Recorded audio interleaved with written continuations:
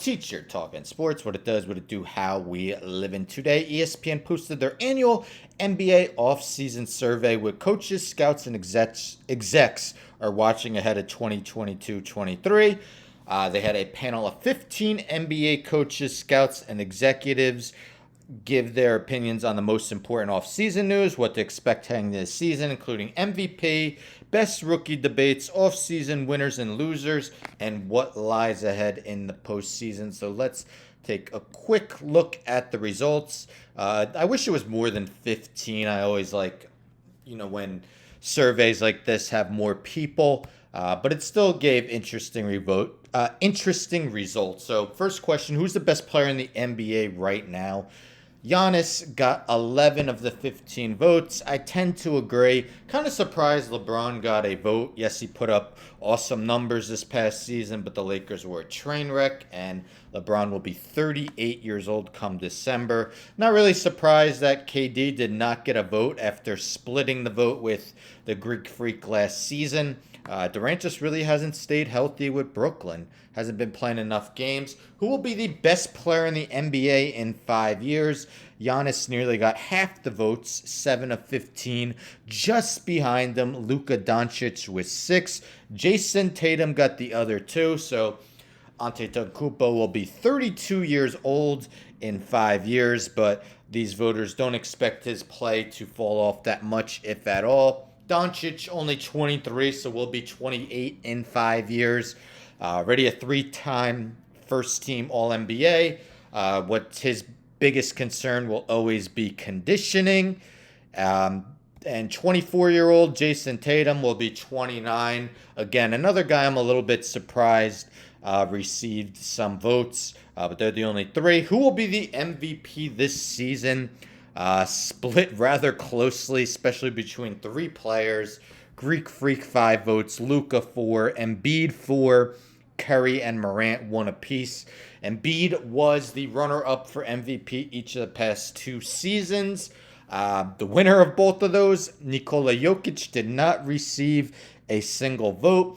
He would, again, try to become the first player to win 3 consecutive MVPs since Larry Bird from 1984 to 86. So maybe it's Embiid's season. Definitely would have to stay healthy. Last season, he played a career-high 68 games. Dallas, I think a lot has to do with if they fall off at all. Now that Jalen Brunson has joined the Knicks, they did add Christian Wood. John Morant missed a bunch of games last season, and Steph Curry, I just don't know if he's ever going to put up those 31, 32 point per game seasons again, but there's no question that he is one of the elite talents. If I had to guess, I think Embiid does win the MVP after 2 runner-up finishes. Who will be the best rookie in 5 years? So a 2-way tie between Paolo Banchero and Chet Holmgren. Of course, the bad news that Chet Holmgren will miss all of this season, but that won't affect him much 5 years from now. Jaden Ivey also received 2 votes. Keegan Murray 1. Jabari Smith Jr., who for much of the time heading into the draft was believed was going to be the number 1 pick, did not receive a single vote. Which team will Kevin Durant be on the day after the trade deadline? I agree with this. I expect them to be on the Nets. 13 votes Nets. Suns 1, Celtics 1.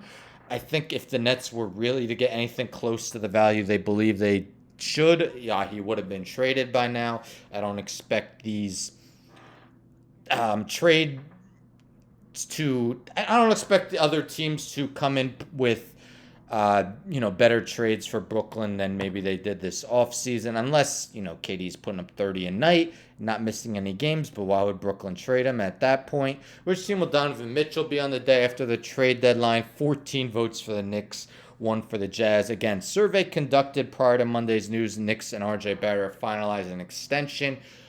It may complicate trade talks, but it doesn't mean the trade is dead. The trade could definitely still occur. Which team had the best offseason? So 8 teams got votes. Boston Celtics were heavy runaway winners with 6 votes. 2 teams received 2. Celtics made 2 additions. Malcolm Brogdon and Danilo Gallinari without really losing anyone from their rotation.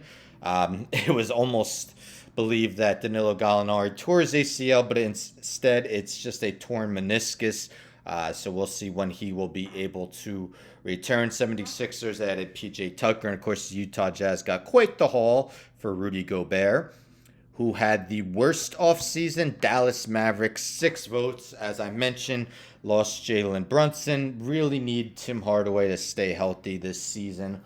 Spencer Dinwiddie will take Brunson's place for the most part. Charlotte Hornets, of course, the off-the-court incident with Miles Bridges still remains unsigned. Highly unlikely he plays this season. Nets, 2 votes. Understandable, a lot of turmoil there, but otherwise they losing Bruce Brown hurts, but Royce O'Neal was a solid trade for the Nets, and TJ Warren's a definite wild card. Like, let's see if he could be 60% of the player he was in the bubble. What was the most surprising move of the offseason? Rudy Gobert to Minnesota, runaway winner. Definitely have to agree with that. Not necessarily that he was traded, but what the Jazz got in return.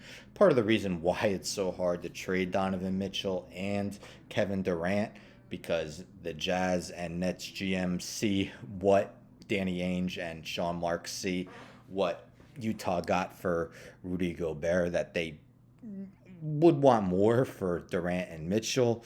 And who wins the East Finals, West Finals, and the NBA Finals? 3 teams got votes in the East, mostly Bucks and Celtics, 7 apiece. Heat won. Of course, Bucks Celtics had that epic semifinals. Eastern Conference, would it have been different if Chris Middleton had played? West champs, look at that. LA Clippers, still looking for their first opportunity at an NBA Finals. I've never made the NBA Finals. 8 of 15 believe they will win. The West, Suns and Warriors, 3 apiece. Denver, with the returning Jamal Murray and Michael Porter Jr., did get a vote. And 4 teams received votes for NBA champs. LA Clippers leading the way with 5. Milwaukee Bucks, Boston Celtics right behind at 4. And Golden State Warriors, 2 people voted for them to repeat. So what are your thoughts on ESPN's off-season survey? Do you believe Greek Freak is the favorite for MVP and will be the best player in 5 years? Do you expect Paolo Banchero to be the best rookie 5 years from now? Do you think the LA Clippers are one of the favorites to win the NBA Finals? Of course, have a returning Kawhi Leonard this season. Let me know in the comments. But don't forget to subscribe. Tell a friend, tell a friend, tell a friend. Subscribe, like the video, share the video, hit the bell for notifications. I'm out.